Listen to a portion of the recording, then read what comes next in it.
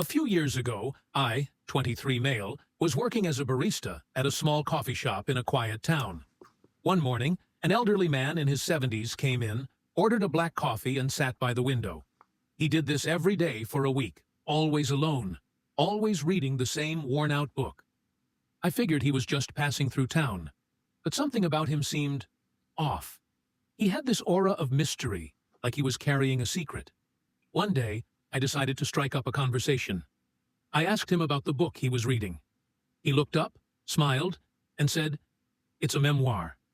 I wrote it. Turns out, he was a retired CIA operative who had worked undercover during the Cold War. He told me stories about infiltrating spy networks, decoding secret messages, and even once having to escape an ambush by jumping off a moving train. I was completely hooked. The next day, he didn't show up. Or the day after that. I asked around, but no one knew who he was or where he'd gone. A week later, I found a note tucked under the coffee machine. It read, "Thanks for the coffee and the chat. Keep an eye on the news.